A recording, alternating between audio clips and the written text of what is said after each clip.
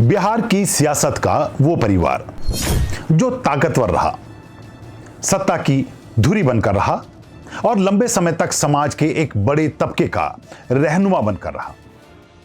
लेकिन चुनाव परिणाम वाले दिन परिवार के बीच कुछ ऐसा हुआ कि हमेशा एकजुट दिखने वाला परिवार पूरी तरह बिखरता नजर आ रहा है। आखिर क्या हुआ उन आखिरी 2 घंटों में जिसने बिहार के इस सबसे ताकतवर सियासी परिवार की जड़ों तक को हिला दिया?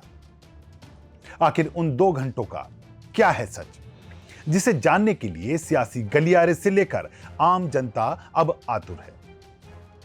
क्योंकि इन 2 घंटों में गुस्सा था, तकरार थी, परिवार के लोगों में ही एक दूसरे पर आरोप प्रत्यारोप थे और हालात इतने बिगड़ गए थे कि बात अब शब्दों तक पहुंच गई।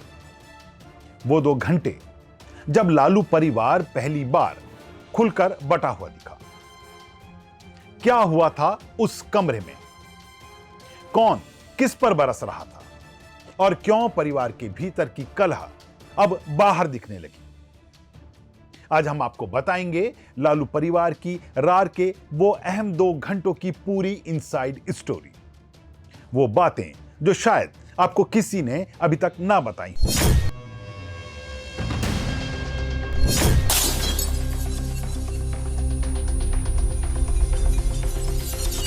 नहीं, मेरा कोई परिवार नहीं है। अब ये जाकर के आप संजय, रमेश, तेजस्वी यादव से पूछिए।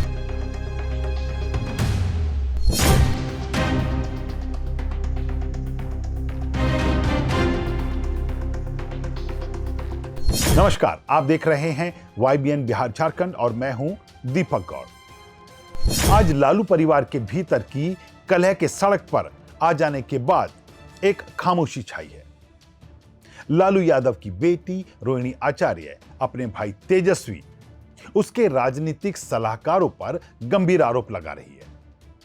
भाई तेज प्रताप प्रधानमंत्री नरेंद्र मोदी और गृह मंत्री अमित शाह से अपने माता पिता का शोषण किए जाने का आरोप लगाते हुए जांच की मांग कर रहे हैं, तो तेजस्वी आरोपों के बीच मौन है और जनता बेचैन यह जानने को कि आखिर सही में ऐसा क्या हुआ कि तेज प्रताप को लालू की राजनीतिक विरासत से बेदखल करने के बाद से परिवार में दरारें बढ़ती नजर आईं और अंत में लालू परिवार का मजबूत किला इस कदर दरकता नजर आ रहा है।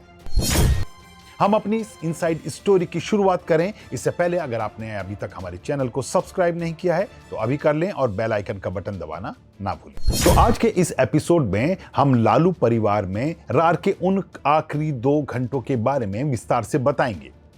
साथ ही इस स्टोरी में हम आपको बताएंगे कि परिवार में यह दरार कैसे कैसे और किन किन घटनाक्रमों के चलते बढ़ती जा रही थी और आखिर कैसे परिवार के लोगों का धीरे धीरे पनप रहा गुस्सा 14 नवंबर की दोपहर एक बड़े विवाद को जन्म दे बैठा।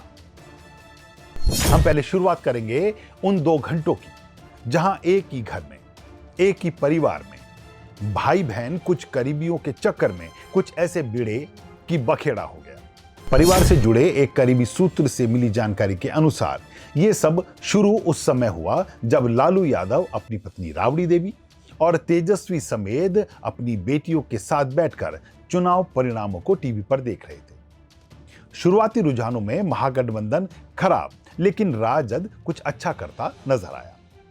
इस पर चर्चाएं शुरू हुई, कुछ सियासी फैसलों को लेकर, गठबंधन से लेकर और सीटों के बंटवारे पर। लेकिन घर में तनाव बढ़ना तब शुरू हुआ जब एनडीए का आंकड़ा एकाएक बहुमत के आंकड़े को छूने लगा और राजद की सीटें भी अब लगातार गिरती दिख रही। परिजन चुपचाप मौन में थे, लेकिन उनके भीतर जमा था कई हफ्तों का तनाव, कई दिनों की नाराजगी और कई महीनों की गलतफहमियां। लालू यादव की तबीयत, राबड़ी देवी की चिंता और दोनों बेटों के बीच राजनीतिक प्रतिस्पर्धा, इन सब ने माहौल को पहले से ही भारी बना रखा था।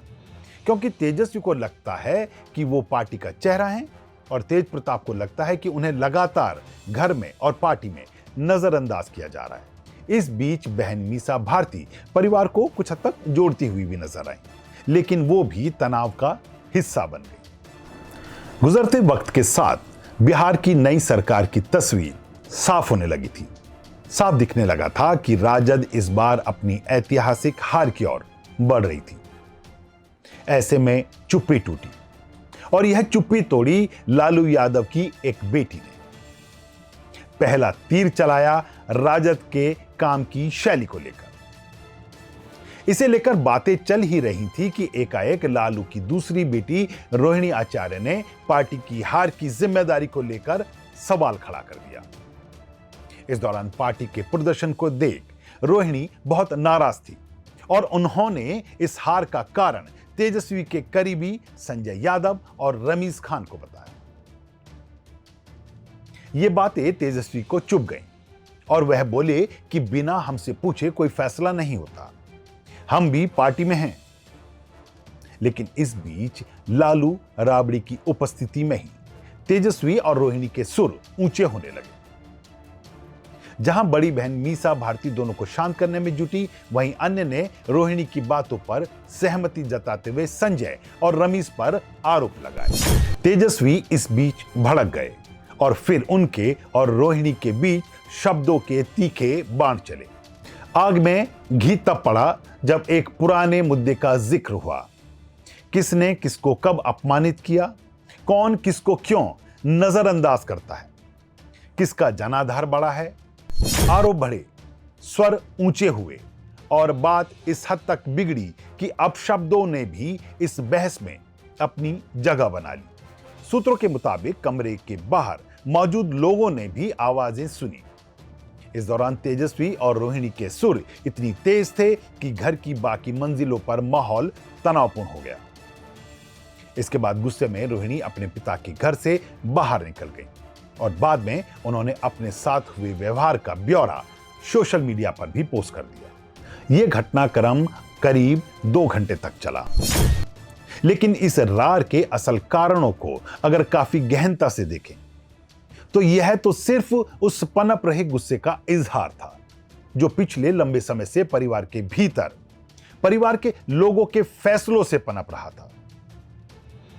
सभी ने चुनाव तक इसे अपने सीने में दबाए रखा, लेकिन हार के साथ यह गुस्सा फूटकर बाहर आ गया।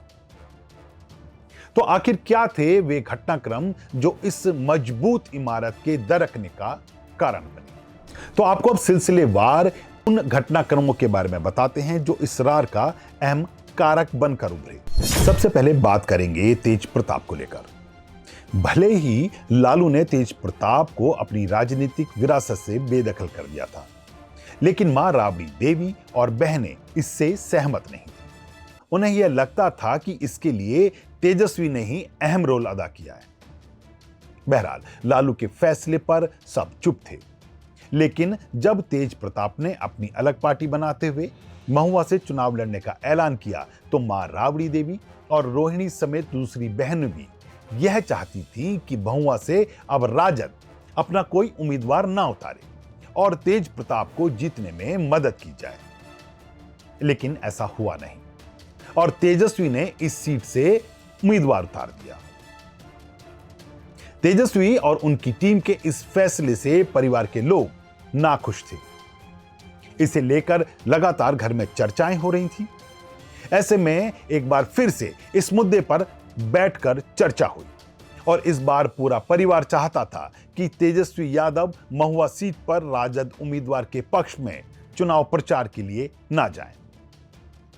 लेकिन तेजस्वी ने परिजनों की नहीं सुनी और पूरे परिवार की नाराजगी के बावजूद वह तेज प्रताप के खिलाफ चुनाव प्रचार करने महुआ चले गए। इस पर पूरा परिवार तेजस्वी से खासा नाराज हुआ, लेकिन वह चुनावों के चलते अपने अपने गुस्से को चुपचाप सह गए।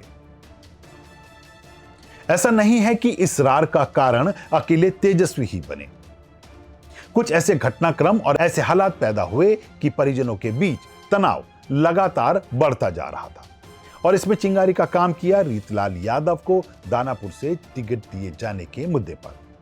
असल में तेजस्वी रीतलाल यादव को टिकट नहीं देना चाहते थे, लेकिन अपने सियासी समीकरणों को साधने के लिए मीसा भारती ने रीतलाल यादव को टिकट दिलवाने के लिए परिवार और पार्टी पर जमकर दबाव डाला। अब परिवार के भीतर अपने अपने नफा नुकसान और अपनी अपनी नाक की लड़ाई नजर आने लगी थी। नतीजा यह हुआ कि पाटलिपुत्र लोकसभा क्षेत्र के किसी भी विधानसभा क्षेत्र में तेजस्वी प्रचार के लिए गए ही नहीं। ऐसे में मीसा भारती को आखिरकार रीतलाल यादव के लिए चुनाव प्रचार कराने के लिए लालू यादव को रोड शो के लिए ले जाना पड़ा। अब वो समय आ गया था जब लालू के बच्चों में अपने अपने हितों को लेकर टकराव सामने आने लगे थे। इसकी सुगबुगाहट तो थी, लेकिन कुछ भी खुलकर सामने नहीं आ रहा था। हालांकि करीबी लोग परिजनों के बीच चल रही इस गर्माहट के ताप को महसूस करने लगे थे। यह ताप उस समय और प्रचंड स्वरूप में नजर आया जब राजद ने मंडोरा से जितेंद्र राय को टिकट देने का फैसला लिया। असल में रोहिणी आचार्य जितेंद्र राय को टिकट दिए जाने के सख्त खिलाफ थी। उनके इस फैसले के कारण भी उनके निजी थे। रोहिणी का ऐसा मानना है कि रोहिणी पिछले साल हुए लोकसभा चुनाव में जब उतरी तो उस दौरान जितेंद्र राय की भूमिका संदिग्ध रही थी। इसके चलते वह नहीं चाहती थी कि जितेंद्र राय को टिकट दिया जाए, लेकिन ना तो परिवार ने और ना ही पार्टी ने उनकी कोई बात सुनी। बहरहाल ऐसे ही कुछ अन्य कारण रहे तो तेजस्वी और बहनों के बीच लगातार संवाद को खराब स्थिति में पहुंचाते रहे और पार्टी की हार ने इन सब के मौन को तोड़ते हुए जुबान दे दी। लेकिन अब सवाल ये उठता है, क्या इस कलह को समय संभाल लेगा या यह तनाव आगे आने वाले दिनों में आरजेडी की सबसे बड़ी चुनौती बन जाएगा? तेजस्वी को नेतृत्व चाहिए, तेज प्रताप को सम्मान और पार्टी को एकता, लेकिन इन तीनों में कौन जीतेगा और कौन हारेगा, यह आने वाले दिनों की सबसे बड़ी राजनीतिक किस्सागोई होगी। इस मुद्दे पर आपकी राय क्या है? क्या लालू परिवार की यह रार सिर्फ एक छोटा पारिवारिक विवाद था या बड़ी राजनीतिक दरार की शुरुआत? अपनी राय हमें कमेंट बॉक्स में जरूर लिखकर भेजिए। अगर आपको यह वीडियो पसंद आया हो तो इसे लाइक कीजिए और शेयर कीजिएगा। आज के इस एपिसोड में इतना ही। एक बार फिर से आपके बीच हाजिर होंगे ऐसे ही एक नए मुद्दे को लेकर। तब तक के लिए दीजिए इजाजत। नमस्कार।